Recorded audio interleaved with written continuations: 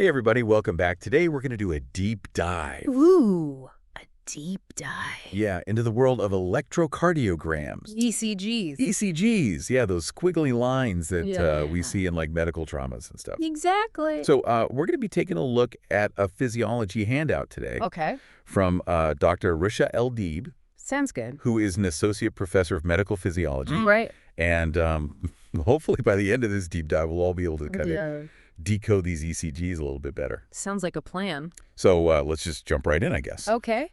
So what is an ECG? What is it telling us? An ECG is basically a way for us to Okay. look at the electrical activity of your heart. Okay, so it's not showing the actual, Yeah. like, squeezing and pumping. It's not the mechanical function of the heart. Right. It's just the electrical activity. Okay, so it's like the signals The electrical signals causing it to squeeze and pump. that make the heart pump. Okay. So it's more like Incredible. we're listening in on the electrical chatter that Okay. keeps your heart beating. So what kind of information Yeah. can we get from that then? So from the electrical activity, we can tell if the heart is beating regularly, if it's beating too fast or too slow, Okay. or are there any problems with the way the electrical signals are traveling through the heart. So like rhythm problems, Yeah. heart blocks, those kinds of things? Yeah, things like rhythm problems, heart blocks. Okay. Yeah, those kind of conditions. Cool. You can look at all that. So how do these electrical signals actually work? Okay. Where do they start? Your heart has its own electrical system. Okay. And it all starts with a little cluster of cells Quick. in the right atrium called the SA node. The SA node. Yes, the sinoatrial node. Okay. This is like the heart's natural pacemaker. Okay. So it's what gets the whole party started. It sets the pace for your heartbeat. Okay. And it sends out electrical impulses that spread across the atria. The atria. Yes, the top chambers of the heart, Uh-huh. causing them to contract and push blood into the ventricles. Okay, so it starts at the top Yes. and then works its way down. And then it goes down to the ventricles. Very cool. To the ventricle. So What happens after sure. it goes through the Yeah. atria? Okay, so after the SA node, Yeah. the electrical signals travel down to another special little cluster of cells called the AV node, AV node. the atrioventricular node. Okay. And this is located between the atria and the ventricles. Okay. Now, this AV node acts like a gatekeeper. A gatekeeper. Yes. What do you mean? It kind of slows down the electrical signal Okay. just for a tiny bit to make sure that the ventricles have enough time to fill with blood. Okay. So it's all... So it's like a perfectly timed relay race. Gotcha. Makes sense. Yeah. So after the AV node, Okay, after the AV node, where does it go?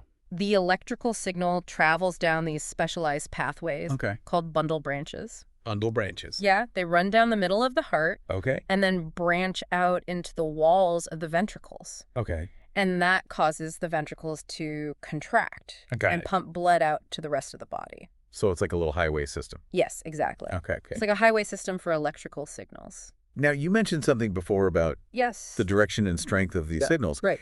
And you used the term electrical axis. Yes. The electrical axis. Can you explain what that is? So the electrical axis is basically the overall direction of the electrical activity in your heart. Imagine an arrow Okay. that represents the average direction of all those electrical signals. Okay. That's called the cardiac vector. Cardiac vector. Yes. Well, And it has both magnitude and direction. okay. So it tells you how strong the electrical activity is, Yeah. which way it's pointing. So kind of like a compass. Yes, exactly like a compass, pointing towards the strongest electrical signal. Gotcha. Now, So is that something you can actually see on the ECG? yes, you can. Okay. You can determine the electrical axis by looking at the ECG. Mm-hmm. And there are a couple of methods for doing that. Okay. One common method is called Einthoven's triangle. Einthoven's triangle. Yes. It involves looking at the electrical signals from different angles. Okay. It's kind of like having 3 different cameras Wow. pointed at your heart, Yeah. each giving you a slightly different perspective Okay. on the electrical activity. So what's the normal range? So the normal electrical axis Mm-hmm. falls between negative 30 degrees and plus 110 degrees on a circle Right, that we so- imagine around your chest with the center at your heart. So if it's outside of that, Right. that could be a problem. That's when we start to see what we call Yeah. axis deviation. So if the axis is shifted too far to the left, Right. that's left axis deviation. Uh-huh. And if it's shifted too far to the right, Okay. that's right axis deviation. Okay. And this deviation can give us clues about what might be going on with the heart. So what would cause the axis Right. to deviate like that? Was it always a bad thing?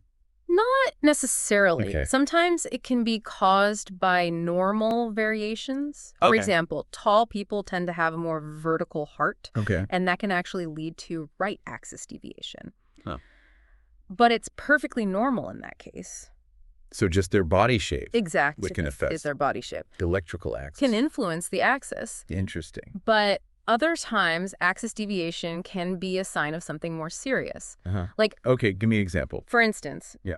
if the left ventricle becomes enlarged, Right. which can happen with high blood pressure, Right. that can cause left axis deviation. Okay, so it can give us some clues as to Yes. underlying conditions. That's like a detective tool. Yeah, like a little puzzle. Yeah, puzzle we need to solve. Exactly. Right. So anything else about electrical axis that we... Yeah, so the electrical axis is it's really just one piece of the puzzle. Okay. When we're looking at an ECG, we also look at all the other little squiggles and bumps and waves. Right. And we put all that information together to get a Yeah. complete picture of the heart's electrical activity. So it's important to have a professional...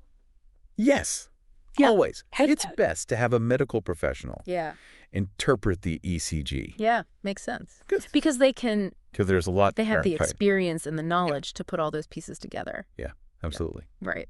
Cool. So are we ready to move Yeah. on to some of those Let's... abnormal rhythms and Just stuff? those abnormal rhythms. All right, so we're going to take a quick break, Sounds good. and we'll be right back to talk about those I'm excited. abnormal heart rhythms. Me too. All right, so you ready to dive into some of these abnormal rhythms? Yeah, let's do it. Okay. I think something a lot of people are probably familiar with is Yeah. irregular heartbeats. Right. Irregular heartbeats. What can an ECG tell us about those? Well, one of the most common causes of an irregular heartbeat Okay. is atrial fibrillation. Atrial fibrillation. Or AFib for short. AFib. Yeah. Okay, I've heard of that. Yeah. Isn't that when the heart like kind of quivers instead of Exactly. beating properly? That's a good way to describe it. Okay. So in AFib, Yeah. the electrical signals in the atria, they become completely chaotic. Okay. So instead of those nice organized P waves that we see in a normal rhythm, Right. the ECG shows this rapid, irregular pattern of electrical activity in the atria. Okay, so it's like a bunch of just crazy... Yeah, it's like a bunch of squiggles. Squiggles. Instead of those nice, neat waves. Okay, so if I'm looking at an ECG Right. and I see like a bunch of crazy... Yeah. If you see a lot of irregular activity in the atria, That could be AFib? that could be a sign of AFib. Okay. But of course, it's important to remember that a proper diagnosis Yeah, of course. requires a medical professional. Yeah, absolutely. Right. So we talked about AFib. Yeah. Are there any other common abnormalities that we see? So let's talk about bundle branch block. Bundle branch block. Yeah, have you heard of that? I have heard of that. I don't really remember what it is, though. So remember those bundle branches we talked about earlier? Those pathways? Those pathways that send the signals down? that carry the electrical signals down to the ventricles. Right, right. Well, sometimes there can be a block or a delay in one of those pathways. Okay. And that's what we call a bundle branch block. Like a traffic jam Exactly. It's like a traffic jam. in the heart. In the electrical system of the heart. Okay. And when that happens, it causes one ventricle to contract a little bit later than the other. Okay. And this delay shows up on the ECG as a wider QRS complex. A wider QRS complex. Yes. So the actual shape. The shape of the QRS complex actually changes. It's a bundle branch block. Okay. Yeah. Interesting. So instead of being nice and narrow, it gets kind of stretched out. Okay. Because it's taking longer for that electrical signal to get through. Okay, that makes sense. Yeah. What about those heart blocks? Right, heart blocks. We kind of touched on that before. Yeah, so heart blocks are really interesting. Okay. Because they involve a disruption in the communication between the atria and the ventricles. Remember the AV node? Yeah, the gatekeeper. The gatekeeper? Yeah. It's supposed to make sure that the signal is delayed just the right amount. Well, sometimes that gatekeeping can get a little wonky. Ronky. Yeah. Okay. So in some cases, the signal might just be delayed a bit longer than usual. Okay. And that's what we call a first-degree heart block. First degree. First-degree heart block. Okay. And that's... It's usually not a big deal. Okay. But it shows up on the ECG as a longer PR interval. Okay, so it's still getting through. The signal is still getting through. It's just taking a little... Just taking a little bit longer. Detour. Exactly. Okay. But then we have second-degree heart blocks. Second degree. There things get a little more interesting. Okay, this is where it starts to sound a a little more serious. It can be. Okay. So in second-degree heart block, Yeah. some of the electrical signals from the atria, they don't actually make it through to the ventricles. Okay, so some of the signals are... Some of them get dropped. Getting dropped. Yeah, it's like some of the messages are getting lost in translation. So some of the heartbeats are just... Some of the heartbeats are missing. Completely missing. Exactly. Okay. And depending on the type of second-degree block, okay, there are two main types. Mobitz type I and Mobitz type 2. Okay. The pattern of those missing beats can be different. Okay. And that can help doctors figure out what's going on. Gotcha. Now, the most serious type of heart block is third-degree heart block. Third degree? Also known as complete heart block. Complete heart block. Yeah. Oh, in this case, none of the signals from the atria are getting through to the ventricles. So they're totally blocked. You're completely blocked. Okay. So the atria and the ventricles, they're basically doing their own thing. Wow. They're beating independently of each other. Okay. Which can lead to a very slow heart rate, and it can be life-threatening. Yeah. So that's obviously a very serious one. That's a very serious condition. So those are some examples of those abnormal rhythms. Information. Yeah, it's a lot to take in. Yeah. But it's really fascinating stuff. It is fascinating. It's amazing how much information is packed into these little squiggles. Exactly. So anything else you want to highlight about? Yeah, so it's important to remember that these conditions can have a variety of causes. Okay. Some of them are related to lifestyle factors, like stress or caffeine consumption. Others might be caused by underlying medical conditions, like high blood pressure or thyroid disease. And some are simply a result of aging. So a lot of different things. Many different factors can contribute to these abnormal rhythms. So if you see something weird on your ECG. Right. If you notice something unusual on your ECG. Don't freak out. Don't panic. Just talk to your doctor, and they can help you interpret it. Exactly. Okay, cool. So our source material actually has this really cool table. It's a great table. That kind of outlines how... It shows you... these different ECG components. How different parts of the ECG waveform can reveal these different conditions. Can be affected by different conditions. Yeah, so we've been talking about like P waves and... P waves, QRS complexes, T waves. QRS complexes and all that stuff. All those little squiggles. Yeah. They can tell us a lot. So I think maybe in the next part of the deep dive... Let's do it. We can kind of go through... Let's look at that table. that table a little bit. And see what other secrets... Yeah, and see if we can... uncover, decode some of these things. Everything's good. Okay, so we've gone pretty deep Yeah. into these ECGs. A lot of information. I feel like I'm ready to Yeah. put on my little detective hat. Put on that detective hat. And see what else we can... What other clues we can find. Find in these squiggles. Yeah. What other kind of conditions or health insights can we... Let's talk about. Myocardial ischemia. Myocardial ischemia. Yeah. That's a big word. Pretty serious. But it's a very important concept. Okay. Basically, it means that a part of the heart muscle isn't getting enough oxygen. And why is that a problem? Well, the heart muscle, it works really hard all the time, 24/7. This is going. It needs a constant supply of oxygen to keep pumping efficiently. Okay. And when it doesn't get enough oxygen, even for a short time, it can cause problems. Like what kind of problems? Like chest pain, shortness of breath, and even permanent damage to the heart muscle. So it's important to catch it early. Early. Yes. So how can we see this? Okay, so myocardial ischemia often shows up on the ECG as changes in the ST segment. Do you remember what the ST segment is? Remind me. All right, so the ST segment is that flat line that comes after the QRS complex. Okay. It represents the period when the ventricles are relaxing and refilling with blood.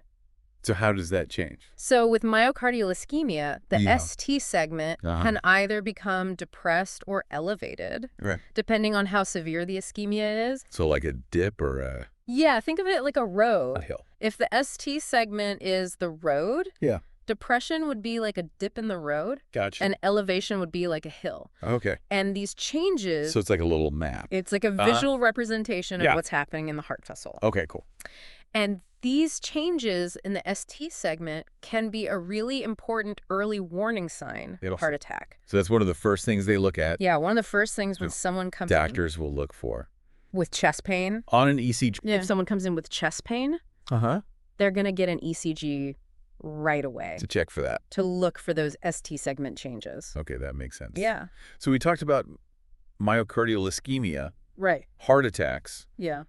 What other conditions can we pick up on? Well, another interesting one is electrolyte imbalances. Electrolytes. Yes. Like sodium, potassium, calcium. Things you got to replenish after a workout. Exactly. Yeah. Those electrolytes, they play a really crucial role in regulating the heart's electrical activity. So how can we see electrolyte imbalances on an ECG? Different electrolytes can affect different parts of the ECG waveform. Okay. For example, hypokalemia.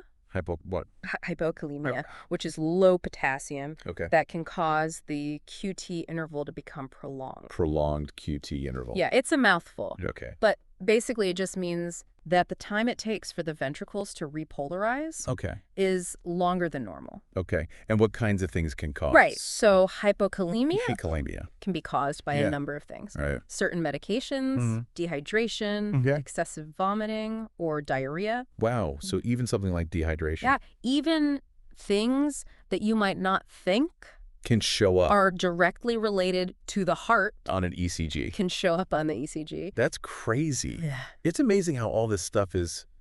It really is. Interconnected. It shows you how interconnected our bodies are. Absolutely. And how the heart's electrical activity can be a window into our overall health. Wow, this has been really, really fascinating. I'm glad you enjoyed it. Yeah, I feel like I've learned... Yeah, we've covered a lot. Yeah. But we've just scratched the surface. I believe it. There's so much more to learn about ECGs. Yeah, absolutely. But I think this was a really good kind of overview for anybody. Definitely a good foundation. Who's interested in learning more. Exactly. So, I think we should probably wrap it up there. Okay. But what is like the one thing you want? The one thing I want listeners to take away is that ECGs, they're more than just squiggly lines. Right. They're a powerful tool that allows us to really look into the heart and learn a lot about its health and function. Yeah, and they can help detect all kinds of things. All sorts of conditions, from minor arrhythmias to life-threatening emergencies. Absolutely. It's really amazing. Yeah. So we've given our listeners a lot to think about. A good starting point. Yeah, what do you think is like the most... Ooh, that's a good question. ...exciting possibility? What about the future of ECG technology?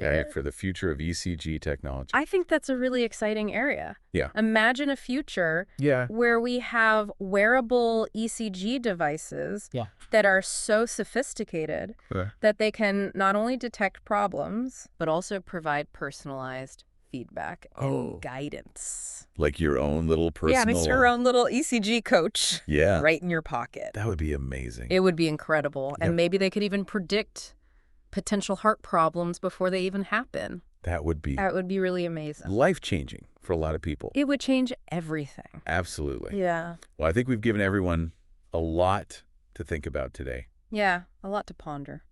So... thanks for joining us. Thanks for having me. On this deep dive into the world of ECGs. It's been fun. And until next time. Yes. Keep those hearts beating strong and... keep those hearts healthy. Those minds curious. Absolutely.